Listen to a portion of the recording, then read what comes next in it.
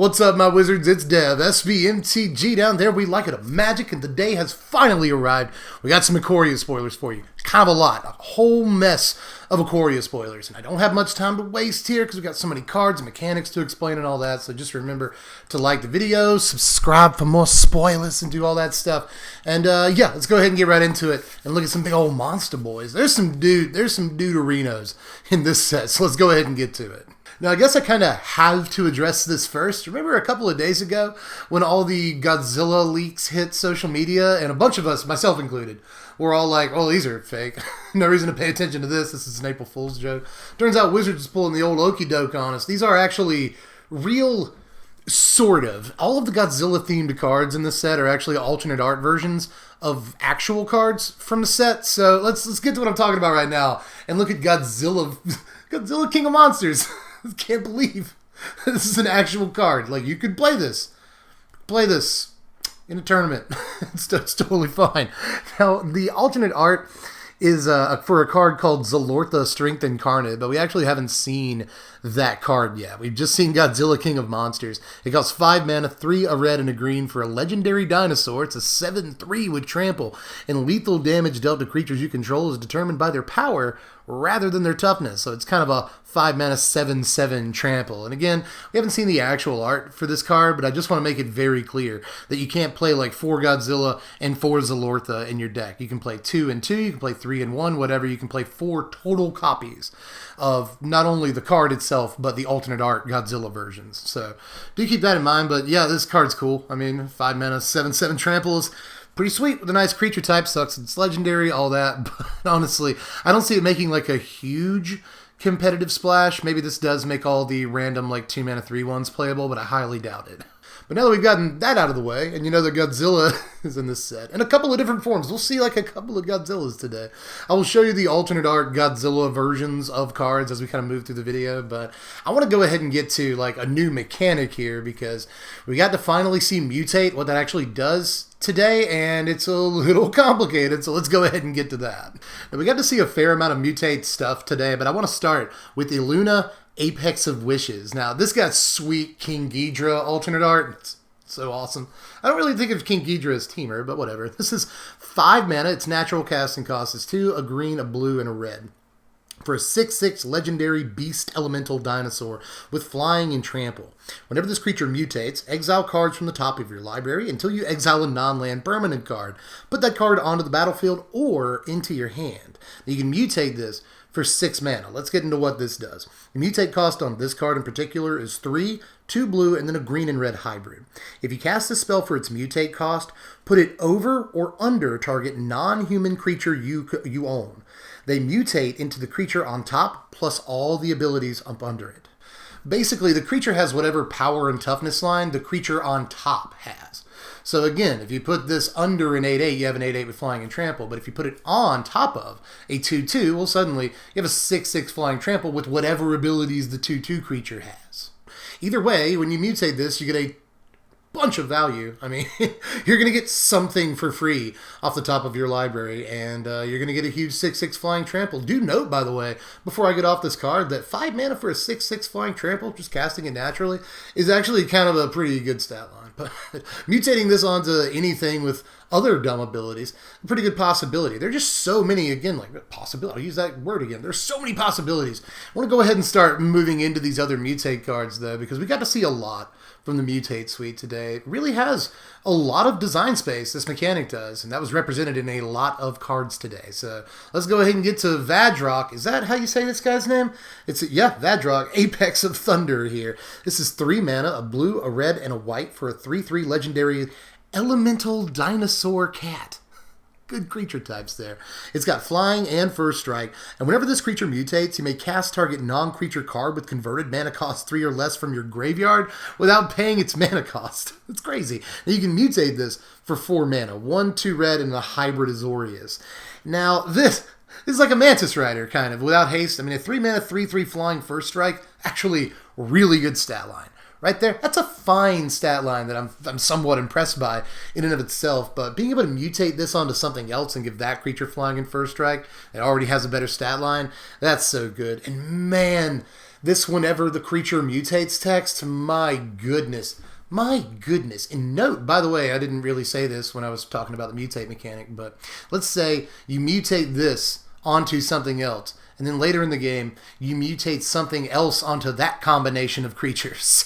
Well, you get this whenever the creature mutates bonus again, so it's just so great. That is really, really good value on a creature that is already well statted in and of itself. Even if you have to pay the 4 mana for it, and you're adding an ability or two to it here or there, that's very, very good. One of my only real gripes with Mutate is that if you mutate this onto something else, or any of these Mutate creatures, onto a creature you already control, well, you're not really expanding your board state that much, but building your own little battleship might actually be worth it, especially in a world where if they blow away the creature you're trying to mutate it onto, you still get the creature that you're casting. I think that's a very, very important piece of the puzzle here.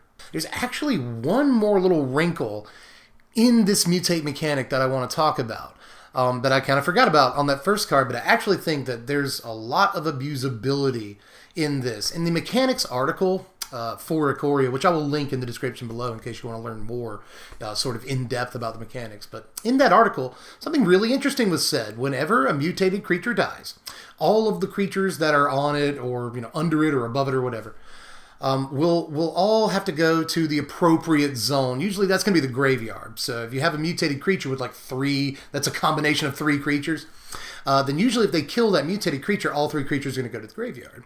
However, when they say the appropriate zone, and they make sure to be clear about this, they also say that let's say you have a creature that gets tucked into your library when it dies, like an Ilharg or any of these God Eternals. Let's say that you have a creature that gets tucked when it dies. Well, if it's mutated with like 2 or 3 other creatures at that time, all of those creatures get tucked. That's pretty crazy. Or like, let's say you have a Murderous Rider. Whenever a Murderous Rider dies, you shuffle it into your library. Well, shuffle all the creatures into your library at that point. So that's an interesting wrinkle to keep in mind when it comes to the mutate mechanic that I think is potentially really abusable. Now, so far, at time of recording at least, the last legendary mutate creature that we've got to see is Snapdack's Apex of the Hunt, and this is probably my favorite. This thing looks absolutely disgusting to me.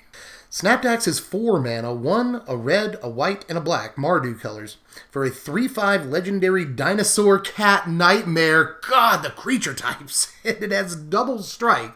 In case you wanted to know, a mutate creature with double strike, ladies and gentlemen.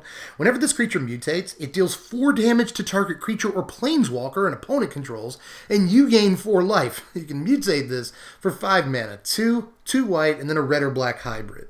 What? What? You get a removal piece when this mutates, and you get a double strike thing, like at least a 3/5 double strike with probably other abilities. That said, if you put it up under like a 5/5 or something, now you have a 5/5 double strike with this mutate ability. Good lord.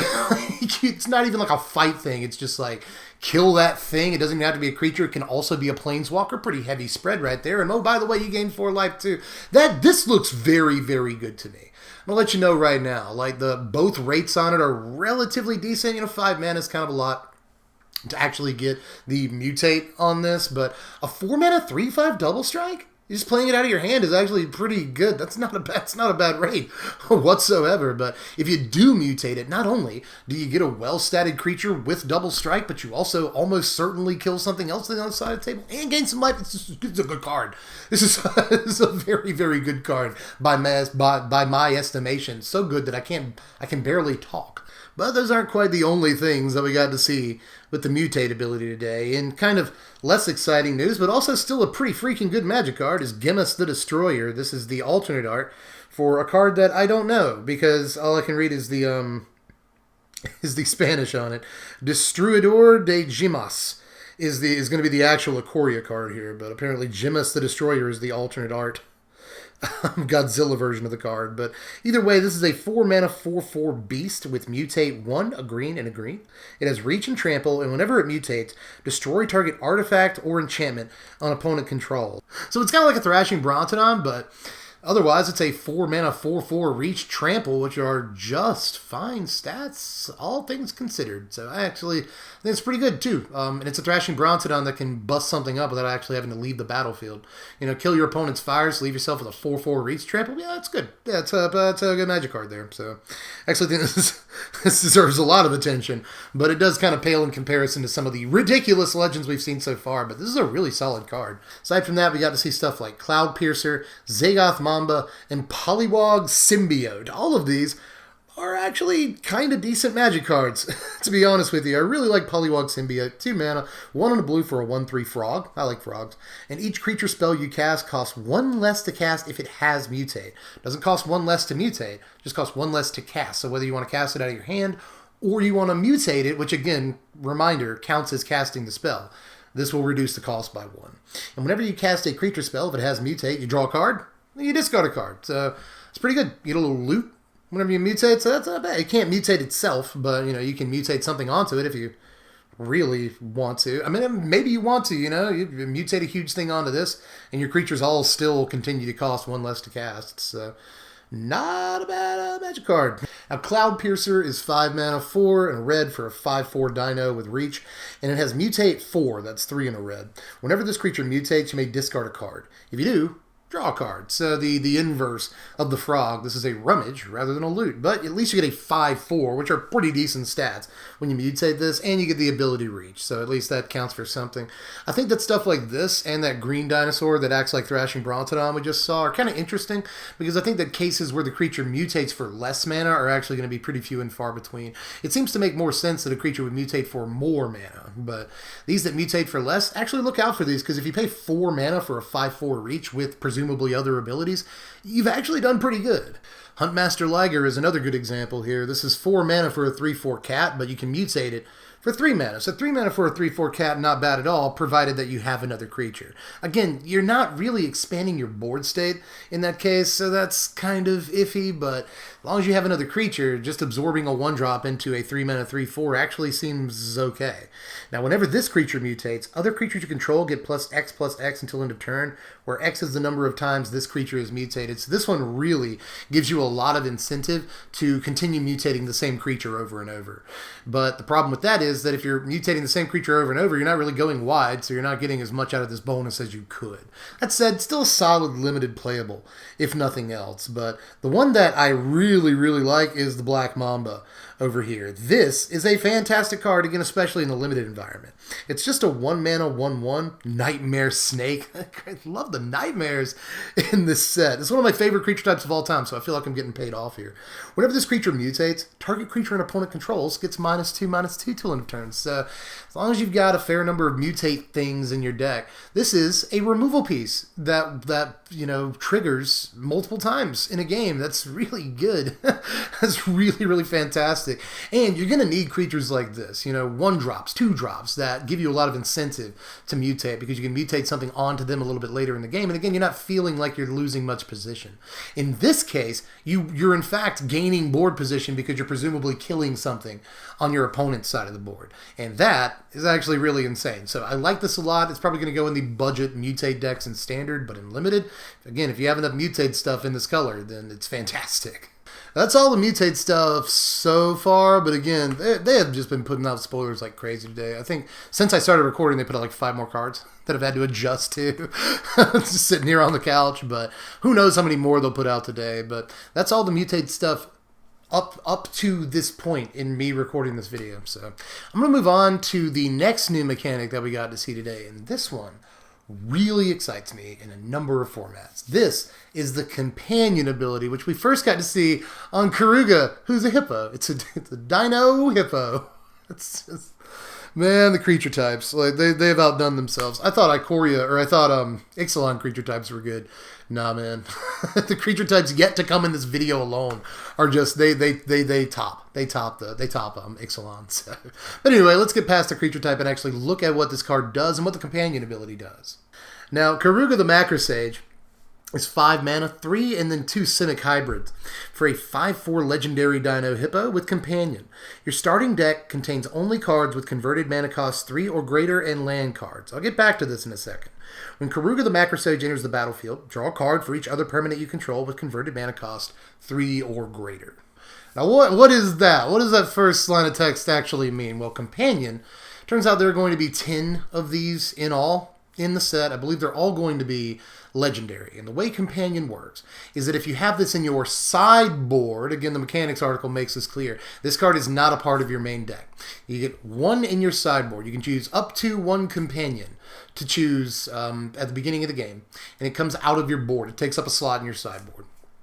Now, in Commander, even if you don't play sideboards or whatever, this is just in your collection outside the game. You can still play it in Commander the way that it's written. But in Standard specifically, which is the format I'm caring about for this takes up a slot in your sideboard, but you can play it from your sideboard. You can play it from outside the game once during each game.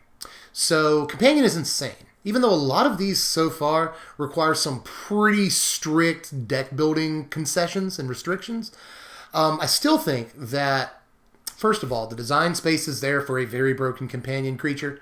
And I think that 1 or 2 of the companion creatures we've already seen are just insane. Just absolutely insane. Why not play a copy of them in your board?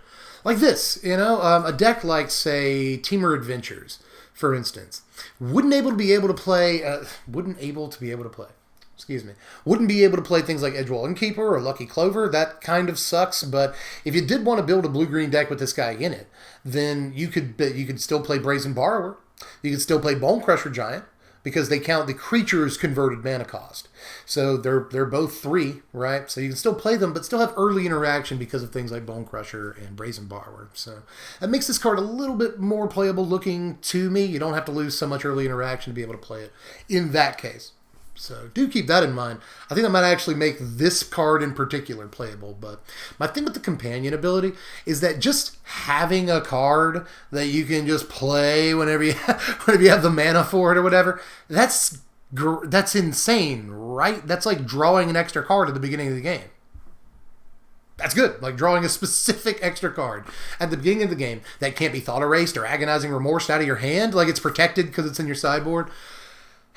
That's very good. Also note with the Companion ability that it's only restricting, and this is again made clear in the article, it's only restricting what cards you can play in your main deck. So with this card in particular, all the cards in your main deck have to be converted mana cost 3 or greater. But the cards in your sideboard don't have to follow that same restriction. So you could still play like Karn and use its ability to go fetch up a Sorcerer Spyglass out of your sideboard. You can still do that because the 2 mana card is in your sideboard, and that's perfectly legal. So just a way to get around this particular bit of text on this card. But all of the companion creatures so far seem to have really strict deck building requirements, but in some cases I think that they're not as strict as they seem, and this might be one of them, specifically because of the adventure creatures.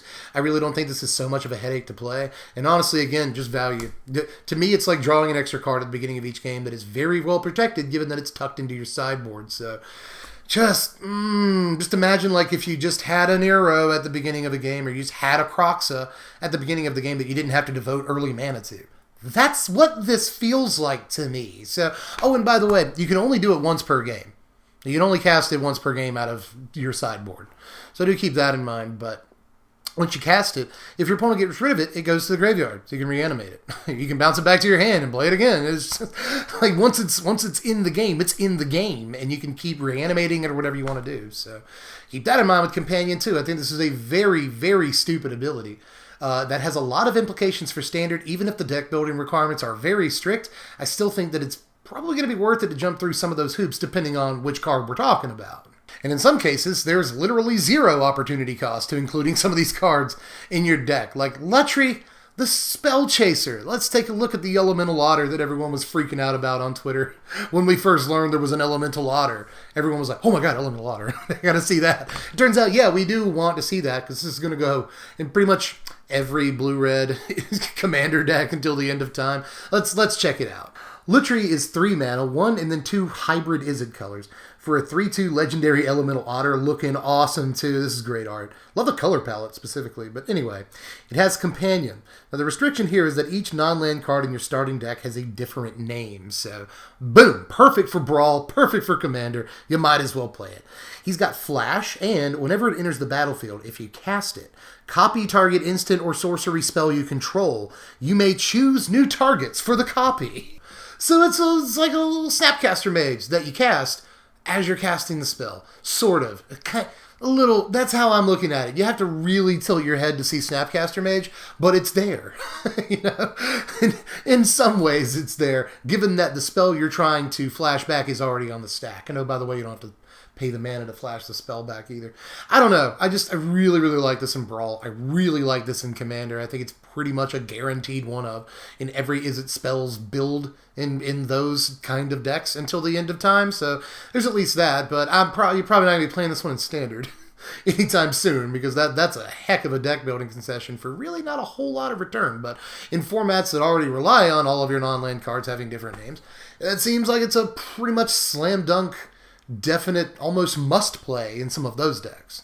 But up next, let's get to the creature type I was most excited about.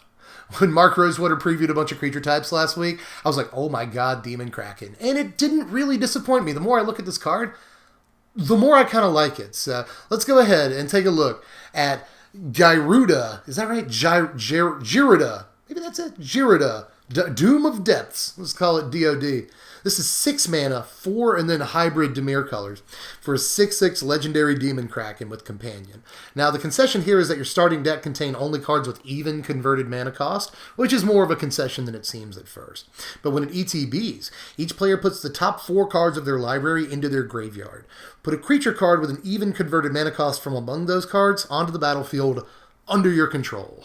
Now, what I like about this card, if I haven't made this clear yet, you don't have to play these as companions.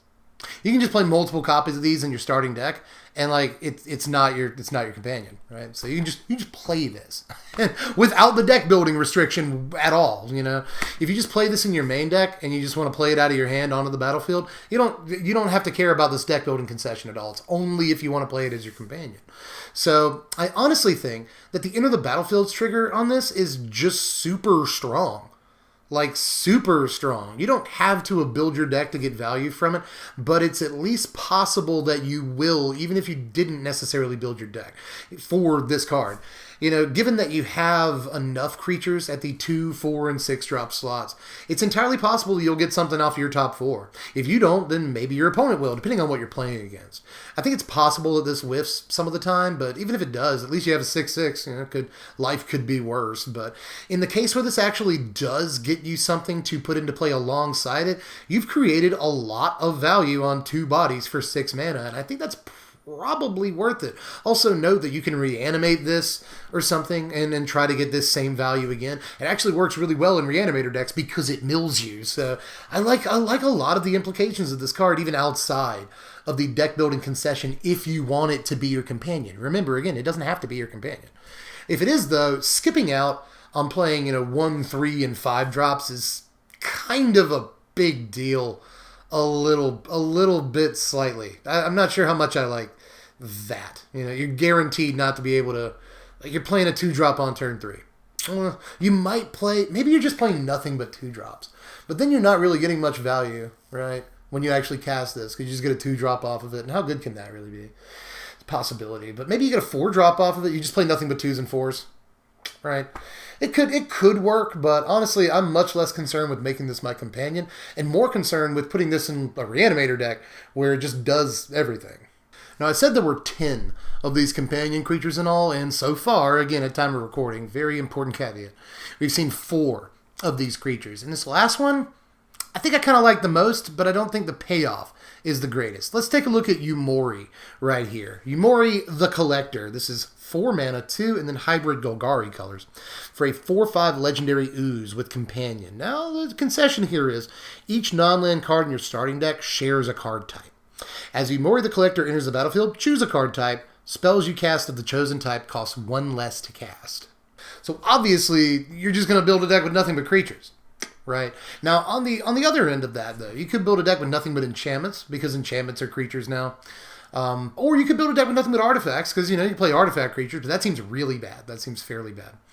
You really don't have a whole lot to choose from if you go nothing but artifacts. But if you go nothing from enchantments, you actually kind of have a pretty wide spread of options that you can play, and then just down the road, just get a 4/5.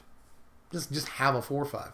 The problem is, that's kind of all you get from it. You know, you get this cost reduction, which is good. I mean, that could be very good, don't get me wrong. But in terms of stats, you're just getting a 4/5. That said, it's not free, you have to pay 4 mana, but still, if you play nothing but enchantments or creatures in your deck, you just kind of start the game with this in your hand. That's good. It seems good. So I actually kind of really like this. And in green decks, let's say you choose to play nothing but creatures and lands, then you could play like Nullhide Ferox, you know? And if you play Nullhide Ferox, you're probably playing nothing but creatures anyway. So you got a couple of really good turn 4 plays in that deck, right? So I think that could actually work out. And again, I even think the enchantments conceit could work out as well. I just kind of really, really like this, and it's, of all the companion cards we've seen so far, it's the one that I'm most interested in seeing and actually playing as a companion. That said, I will reiterate that I think it actually has the least total value of all the companions that we've seen so far, like the least possible value, the lowest ceiling, I guess. But that said, I mean, a basically free slot for a 4/5 whenever you want it is good. That's not bad. That's definitely not bad. Those are the two new mechanics in the set. We got to see a returning mechanic as well.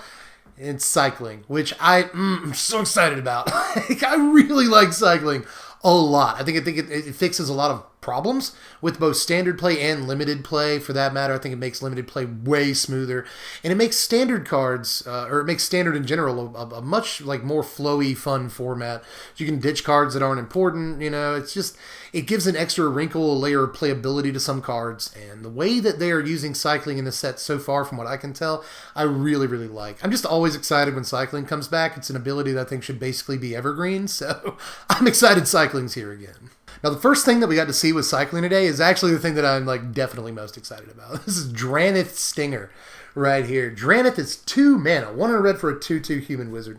And whenever you cycle another card, Drannit Stinger deals 1 damage to each opponent. It has cycling 1. So we got our cycling machine gun. If you just cycle a whole bunch of cards, you're dealing damage to your opponent. Seems good with Fluctuator or whatever. But, I mean, even in just standard, if we get enough cycling cards, this might be a fun little budget deck to try to build, or, you know, a dank jank build of some kind. You know, we can probably make it work. I just like the idea of having a sort of blood artist for cycling cards. It seems very, very good to me. Now, as far as other stuff with cycling today, we got to see Void Beckoner, which got the Space Godzilla alternate art. Why Void Beckoner? Why would it get the Space Godzilla art? I don't get it, but still. It's a kind of a cool card, especially again in limited. This looks fantastic. 6 mana and 2 black, so 8 in all, for an 8/8 Nightmare Horror with Death Touch. And you can cycle it for 2 and a black, and when you cycle it, you put a Death Touch counter on target creature you control. So that's the other final sort of mechanic from this set, is keyword ability counters. Now, as far as I can tell, almost every important keyword ability has a counter attached to it somehow in the set, including Hexproof, which is, but still, you can't. There's a way in this set somewhere to put Hexproof counters on stuff. But either way, in this case, we're putting Death Touch counters on stuff, which is really good in limited, like fantastically good, especially considering you can cycle at instant speed. So you can play this as kind of a combat trick, you know, block something big with your small guy, cycle this, draw a card, kill their big dude. So it seems so pretty great. Pretty great in limited, but I don't see it going much farther than limited. Same thing with Titanoth Rex. This is a great card in limited right here, and it also got some Godzilla alternate art. But this is 9 mana, 7 and 2 green for an 11/11 dinosaur beast with trample. So if you can play it, at least it's got trample. This will end the game if it gets to swing. It cycles for 2 mana, 1 and a green. When you cycle Rex, you put a trample counter on target creature you control. Not half bad, again, especially in limited. If you got a relatively big dude that's having a hard time getting through, just for a couple of mana, giving it trample forever seems pretty decent, especially considering you also draw a card. All this is at instant speed, so you do it at the end of your opponent's turn, freshly untap your mana, but you still get to ambush them with a trample creature. All seems great to me, and again, if it's super late in the game and you draw this, you just get an 11/11 trample. There's just absolutely nothing wrong with this card at pretty much any stage in the game, provided that you have other creatures. We also got to see Fully Grown, which is a combat trick that's basically a giant growth that gives the creature trample forever. Again, probably a decent one of. in the limited environment that I wouldn't mind playing at all, and Trample Forever is not actually terrible at this rate. And that's all the new stuff in terms of mechanics for the day, but I still have to get to my favorite cards of the day. And the way I want to kind of bridge that gap is by talking about some of the lower impact stuff here.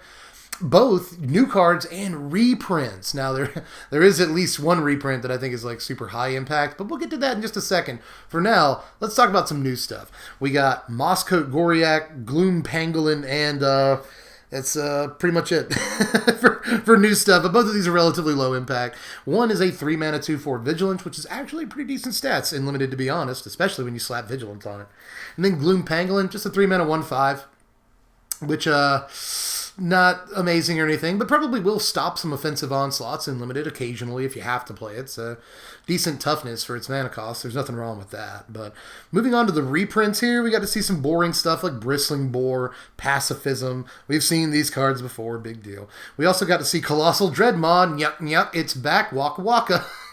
They could really only take a couple of sets off, but I guess there are dinosaurs on this plane, so Colossal Dreadmon just has to exist. But the reprint that I care most about by a lot is Essence Scatter, ladies and gentlemen. Essence Scatter's back. Oh no, it's the fun police. I don't know about, I want to be excited for Essence Scatter as an X-Control mage, but as a person who currently enjoys playing creatures when I play my Magic, I am not, I'm worried. There was a point where in a video I said that Essence Scatter was like one of the top 5 cards that I wanted reprinted in a set. And I don't know that I necessarily feel that way anymore, especially when we have a set that's wholly devoted to doing crazy stuff with creatures. Sure, I understand having controls. I totally get that. But Essence Scatter, man, this is when you bring Essence Scatter back. This is low-key actually one of the most impactful cards of the day. Whether you like it or not, and I certainly don't know that I do, this is probably still one of the actual more important and cards that will see the most play out of everything that we've seen spoiled so far today. Or wait, there is a new lowish impact thing. I just had to reload Mythic spoiler. All apologies. Here's Grim Dancer. This thing is actually awesome. This is 3 mana, 1 and 2 black for a 3/3 Nightmare. We will build Nightmare Tribal in this standard. But check this out. When it ETBs, it gets your choice of 2 different counters on it from among Menace, Death Touch, and lifelink. So that's so good. You know, a 3-mana 3/3 Menace Death Touch is actually pretty sweet. Can take out a couple of creatures, replaces Pestilent Spirit for what it's worth when that rotates in the fall. But, you know, Death Touch lifelink, Menace lifelink on your 3/3. These are all good. All of these are good abilities. And being able to choose 2 of them, it's kind of like a build your own Vampire Nighthawk, but the Nighthawk doesn't get flying. And this looks really decent for being able to mutate, you know. Choose 2 abilities and then mutate it into a bigger creature a little bit later. Just a perfect building block for Mutate. This seems like it's great in that role, if nothing else.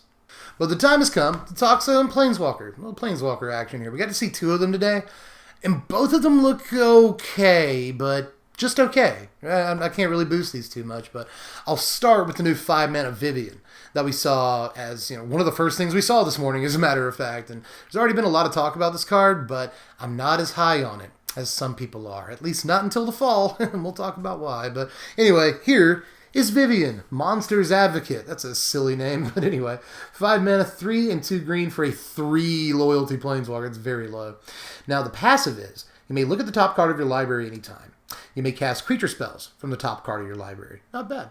Now, you can +1 Viv to create a 3/3 green beast creature token. Put your choice of a Vigilance counter, a Reach counter, or a Trample counter on it. -2 Ant Viv, and whenever you cast your next creature spell this turn, you search your library for a creature card with lesser converted mana cost, put it onto the battlefield, and then shuffle your library. Now, yes, the -2 is nuts and puts together combos like crazy, but you'll probably almost never use the -2 the same turn this hits the battlefield, unless you have a ton of mana, which is entirely possible in the standard. So I could be wrong about how often that actually happens, but I doubt, especially if you play it on curve, that you're going to be -2ing this very often on the same turn that you play it. You probably plus it, and at that point, why not just play Nyssa? In most cases. Nyssa is 5 mana for a Planeswalker that also makes 3/3s every turn. But also doubles your mana in the process, which is just better probably than this passive ability.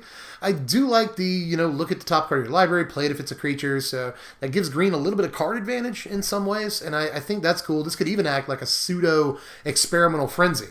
in some cases. And that is when the card is probably at its craziest. Also, being able to put together combos, especially like the turn after it comes into play, seems pretty good to me, but we've got a really low starting loyalty on this thing. And if all you're going to be doing is, +1, -2, +1, I just think you could probably, in some cases, especially considering you're not going to cast this till turn 5 anyway, and how many creatures are you going to have in your hand after that anyway? But, I mean, maybe 1 or 2, it's possible. But I think that Nyssa is just the better card if you're going to play a 5-mana green planeswalker in your deck. I think until the fall, it's probably just a better way to fill that slot in most cases. You might see like a 1-of Viv or something, but after the fall, I think what we're looking here is a sleeper. Because again, I don't know that people are going to play a card that's kind of redundant with Nyssa, but nowhere near as good as Nyssa in a lot of applications. That said, maybe you're building your deck completely different. You don't want all the extra mana. You just want to play a bunch of creatures and use this as an experimental frenzy. That's, maybe. Oh, it's possible. It sort of, it facilitates, the passive ability on this facilitates its own -2. I kind of like the way that works together. I also like that this doesn't just create like 3/3s with Vigilance the way Nyssa does. If you want a 3/3 with Trample, you can do that. If you want a 3/3 with Reach, which is probably important some of the time, you can do that. So it's not entirely Nyssa, but I do think it's an important comparison to make. Because what people are going to be doing is they're going to be like, oh, I need a 5-mana Planeswalker, just a 5-mana card to fill this slot in my green deck. Well, Nyssa's just better. It just is. If you're looking for an abusable Magic card, that's competitive Magic for you, I just think that there's better options for this. Namely, one big green one that's shaken the world. So, but after rotation, I think that this is a very, very solid Magic card, all things considered, that provides green a bunch of card advantage, sometimes multiple, instances of card advantage in the same turn. So it could be a very good Magic card. I just think we might have to wait a minute to find out. But let's check out Luca, Coppercoat Outcast, giving me Chrono Trigger vibes, even though it's a dude. I like the name Luca. 5 mana, 3 and 2 red for a 5 loyalty planeswalker. That's how much loyalty you're supposed to have. You can +1 Luca to exile the top 3 cards of your library. Creature cards exiled this way you may cast this card from exile as long as you control a Luca planeswalker. The -2 on Luke here is exile target creature you control, then reveal cards from the top of your library until you reveal a creature card with higher converted mana cost. Put that card onto the battlefield and the rest on the bottom of your library in a random order. The ultimate on Luca, the -7, is each creature you control deals damage equal to its power to each opponent. So I like all 3 abilities on this. I think this is probably better. In terms of 5-mana planeswalkers, I think this is slightly better than Vivian in some decks, especially considering that there's not like an amazingly better 5-mana planeswalker that I'd much rather play off the top of my head.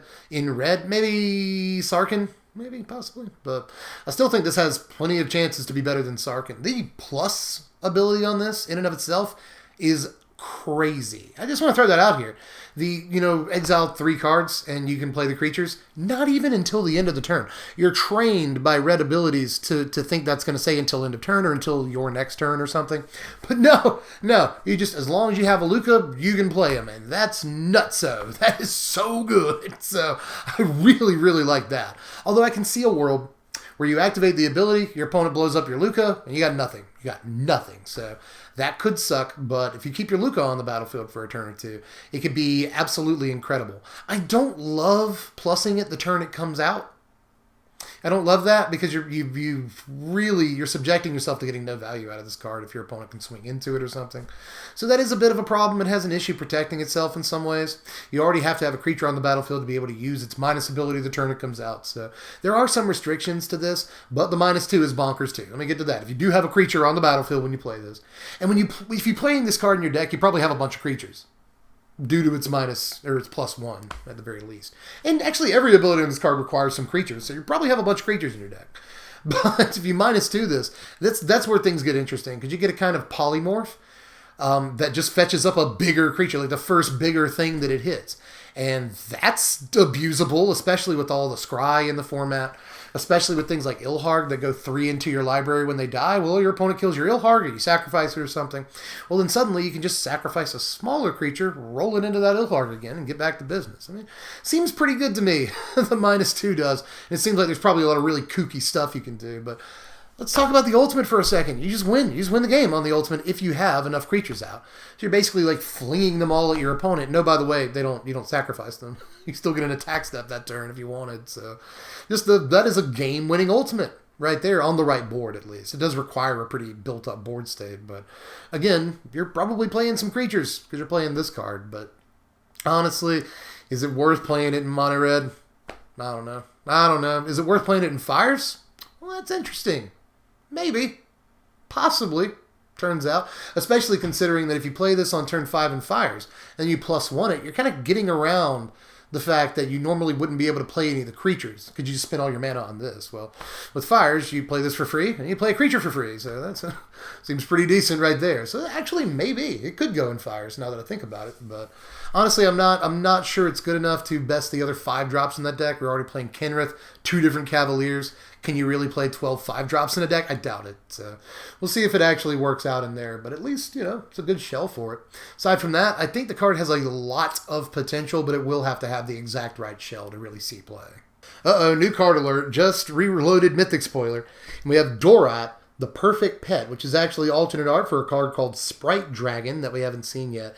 But I've read this precisely once, and I can already tell you I really like this. This is 2 mana, a red and a blue for a 1/1 fairy dragon. Check out those creature types. It has flying and haste, and whenever you cast a non-creature spell, you'll put a +1/+1 counter on Sprite Dragon. Ooh, that seems so good. That seems so good to me. My goodness, the Is It Spells decks are actually going to freaking love this. We have access to things like Opt and Shock and a million other 1 and 2 mana spells. This will just eat up so delicious. Just mom's cooking. Oh, this card seems phenomenal. I wish I had more to say about it other than like, holy crap, this card seems good. Oh my god, there's another new card, everybody. How many cards? This is going to be an hour-long spoiler video. I hope you're still here. But anyway, this is brand new, and I actually have not read this at all. This is Brokos, Apex of Forever. 5 mana, 2 and then Sultai colors, green, blue, black. For a 6/6 legendary Nightmare Beast Elemental. Coming hard with the creature types. It's got Trample, and you may cast Brokos Apex of Forever from your graveyard using its Mutate ability. Oh my god. The Mutate ability is 5 mana. It's the same as its casting cost, huh? 2 green, and then a hybrid. It's the same CMC as its casting cost. Then hybrid Dimir colors. And you can mutate it onto something and give it Trample and be a 6/6. That's just... Oh, you can cast it from your graveyard using its Mutate ability, everybody. Oh, so if you mutate it onto something, and then it dies, it goes to your graveyard, you just mutate it onto something else. This is dumb. Isn't this dumb? Is this not dumb? Is there a way in which this is not dumb? No, it's dumb. This is a dumb magic card. And I mean good. I mean, this is quite good. You have to exile it to deal with it forever. 5 mana for a 6/6 trample plus whatever you're mutating it onto actually isn't that bad. I guess you have to have another creature out, so it's not great after you get board wiped or something. But if you do get board wiped and then you play like a Gilded Goose or something, well, you just boom, mutate this onto your Gilded Goose. This card's dumb. I like this card a lot. But can we finally talk about my actual favorite card of the day? I think that they're done. I think that they're done for now with previewing cards. Maybe we'll pick it up later. But my actual favorite card of the day so far, at least when I started planning this video, was Luminous. I can't even say it. I have a lisp for some reason. I never had one before, but now I do. Luminous Broodmoth, but it's also got Mothra alternate art, and oh my god, it's gorgeous. I love Mothra. This is actually my favorite Godzilla character ever. And I love that it actually got a really decent card. This is 4 mana, 2 white for a 3/4 flying insect. Stat line, not amazing, but check this text box out. Whenever a creature you control without flying dies, return it to the battlefield under its owner's control with a flying counter on it. Whew, that's spicy right there, everybody. Now, this does prioritize that you play non-flying creatures in your white weenie deck, at least on the earlier spots of the curve, but that's not too hard. It's not too hard at all. This just helps you play through board wipes like Shatter the Sky if you get it on the play. Time wipe, whether you're on the play or the draw. Plus, if you have this on the battlefield, then it beats stuff like Deafening Clarion. That seems pretty good. So, not only does it, survive against a Deafening Clarion, but it brings all your creatures back. So, it just seems great for against board wipes specifically. It's kind of like a white Nightmare Shepherd. I had someone on Twitter point this out to me, and they're absolutely right. It's like a white Nightmare Shepherd, but kind of better. in a lot of ways. Note that you still repeat the enter the battlefield triggers just like Nightmare Shepherd, but your creatures aren't 1/1s. They come back better rather than coming back worse. So if you like Nightmare Shepherd, have I got a thing for you, especially considering those things can go to the graveyard and then you can reanimate them again, so... This just seems like a nuts Magic card to me. There's so much you can do with it. And honestly, just saying it's good sweeper protection, scratching the surface here. I think something that's really important about this card is that it helps win War of Attritions in a couple of different ways. You can swing in with your creatures a little bit more liberally, knowing that if your opponent does block them, they'll come back untapped with flying and able to block your opponent's crackback. But they also contribute to massive crackbacks. This could hold back your opponent from attacking. Your opponent knows that if they do attack, you're going to block. And you'll just get all of your creatures back, and they'll have flying. So if your opponent does attack in on you, they are begging for a ridiculous evasive crackback on your next turn. So this card just does so much just via it sitting on the battlefield. Note, too, this could work really well in Aristocrats decks. You just sacrifice stuff, bring it right back. That seems really, really good. It seems great with creatures like Tithe Taker, anything with Afterlife. If it dies, not only do you get the 1/1 token, but you also get a flying Tithe Taker back, or a flying Orzhov Enforcer. That's so freaking good. Hunted Witness, not only do you get the 1/1 little lifelink token guy, but you get a flying Hunted Witness back. That's fantastic, right? So I freaking love this card. It's probably, even after they previewed a couple of cards I really like in the middle of me doing this video, I'll still go on record as saying I think this is my favorite card of the day, even though I don't know if it's the most playable thing on day one. I was gonna say game one, but on day one, I'm not sure if it is. I think Essence Scatter might be, no joke, just no April Fools here. Probably the best card from today. I'm not even lying, but this is the card that so far. Even though it doesn't have a bunch of new mechanics or anything, I'm still really excited to get to on day one. I want to brew around this the most so far. I will say too, by the way, the way this works with Mutate. Earlier I said if you've mutated a bunch of creatures together, you have 3 creatures that are all the same mutated creature. They all die, they go to the appropriate zone. So they all die, they drop off, they go to the graveyard. Well, Mothra brings them right back. So all 3 of them, if you've got like 3 mutated creatures and rolled into 1 creature. So yet another thing that kind of works reasonably well with Mutate, and that use isn't apparent right when you first read the card, but do a little thinking. This actually works pretty well with Mutate if your opponent can get rid of the creature. It's a little bit of insurance. There's going to be times where your opponent, if you have Mothra out, doesn't want to kill your mutated guy because you just get like 2 or 3 creatures back on the battlefield, and that's not good. So I can see it being good for that purpose too. But just for sweeper protection and for winning Wars of Attrition, for repeating into the battlefield triggers, for Aristocrats tricks, there's just so much you can do with this card that I'm excited to do as soon as I get my hands on it. Let me know. I care about your opinions. I read your comments. So let me know down there in the comment section how you felt about the analysis. Like the video, subscribe if you're new. Hit up the Patreon to support content like this for only $1 a month.